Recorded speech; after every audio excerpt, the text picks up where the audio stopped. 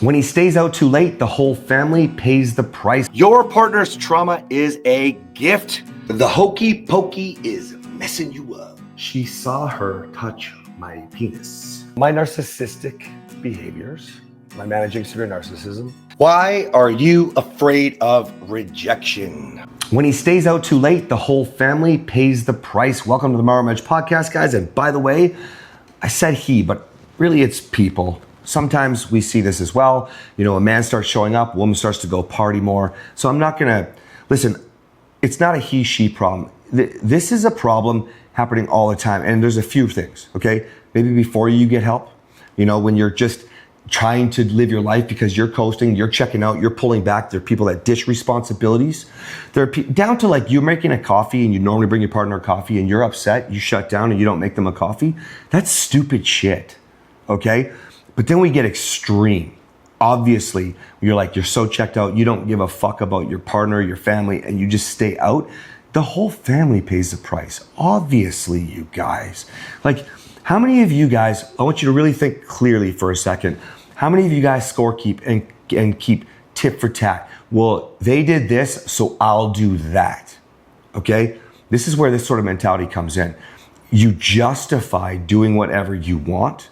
And staying out late is a really great example because the amount of people, well, I don't know about your side, the men's side, the amount of women that start to check out from, it's not a crazy number, by the way, I'll just make sure you know that, but there's a good enough percentage, I'd say about 15% of women who check out from the home, man obviously, the home, the kids, and we personally at the men's side, we think that's gross. Oh, like how a woman could check out from children is, because you're built for that. Women are actually built to make, produce, create, fulfill, nurture, make those things fucking grow. Okay? Those things. See, this is why men were not made for them to grow. Correct. Those things. Correct, those things. So, but that's why we think it's gross, because yes, women and men are different, and for a woman to check out of her children is wild.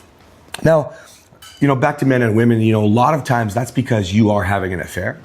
So that doesn't mean sex, you guys. That doesn't mean your partner, if you're listening to this episode, is out fucking somebody. But, you know, there's plenty of men that I work with that I have to help that they go out literally with somebody because they like the conversation, they feel validated. Guys, it doesn't have to be another person from the opposite sex. It could be your friends, could be your family, okay? Staying out too late, it's not always associated with partying, but it can be, and it's part of what is really gross if you're really thinking about it. I'm married, I don't feel like this is fair, and so I'm gonna go party all night, go back to ditching the responsibilities. It's not always tied to the point of just leaving, you know, I don't even like it. I know you do work with this a lot when you teach. I don't even like it when somebody says, I need 20 minutes, I just need to calm down. I'm not saying that I don't need to do that. I mean, you've definitely walked me through that. I probably said you need 20 minutes. Yes, correct. And by 20 minutes, she means like 24 hours in 20 minutes now. Reflect, bitch, you know? And so... you just got to give your husband a little timeout. Works. Anyway. It can. The reason why I say, I try to teach against it is because I think that you should be able to want to and be able to flip that fast, right? We call it the turnaround time, where you start to lose your shit and you start to, hey, can I just say that again? You know what? I'm sorry, I shouldn't have said it like that. Instead of going down the blame train, okay? And so the reason why this is important is because it doesn't really matter to me why, you know, you are wondering why your partner doesn't understand what the price is, okay? The whole family is paying the price. If you say you're married and you're not doing what you're supposed to do, then, you know, I'll just say it. Why don't you just say you don't want to and fuck off right now? You know what I mean? Just go ahead and admit that you're the quitter. Oh, you can't do that. Oh, so you'd rather just lie to the world and blame your partner and just keep being a piece of shit. That is literally from working too much to going out and partying to scrolling on your phone to going to fuck someone, whatever it is, your version of checking out. Why is it the whole family? Man, I recently put out a reel that it pissed a lot of people off. And of course, because anybody who's thinking about splitting, and I'm saying, I'm answering a question, which is like, is divorce hard on the kids? Yes, you fucking idiot, is basically how I answered it to start. And then I did my thing. Well, it pisses everybody off who wants to justify quitting. Listen, if it pisses you off It's because you know better. It's because you understand it's triggering you, that you don't like your situation, your story, and you don't know how to fix it, or you don't want to fix it, and you'd rather blame. That's it. That's it. Because if it doesn't piss you off, you've already worked through that trigger. That's or it. you agree with it. Or yeah, you acknowledge and go, yeah, okay, that's who I am. Okay, cool. But then, at least in that one, you can maybe possibly want more for yourself, you know? But the rest of you, where your kids do notice. What do you, the episode I talked about where you have your graduation or Christmas, blended families, kids can smell the bullshit, man. Like they're just like you feel like you're walking in home on a bunch of eggshells. The tension comes when you show up also. Everybody stops laughing. Yeah, that is a you thing. They don't want you there, right? Or they don't feel safe with you there. One or the other, right? How long do you think it took for you to trust that you could feel safe? Like, it was good, but what if I say X, Y, Z? I mean, currently, you still reflect and go, is it safe? Like a double check. Right. Like, currently, you guys. And it is safe. But this is what the brain does to you. That's right. You wonder if it's safe. So when it isn't safe, your brain is right. It's not safe. And that's how you're going to respond or react to That's the right. unsafety in the home, which is you walking in after escaping. 100%. Escaping, yeah. I want you guys to think about it like this, okay?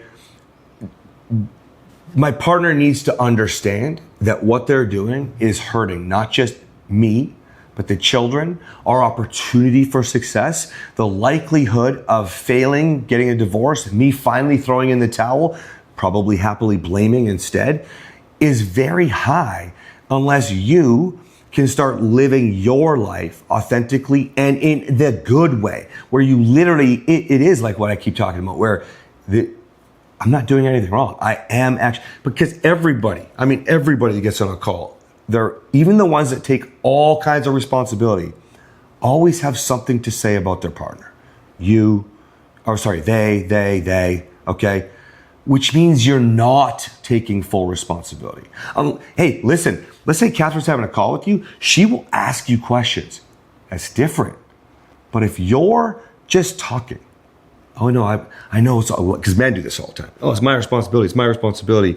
I have been going out too late. I have been, checking out from responsibilities, blah, blah, blah.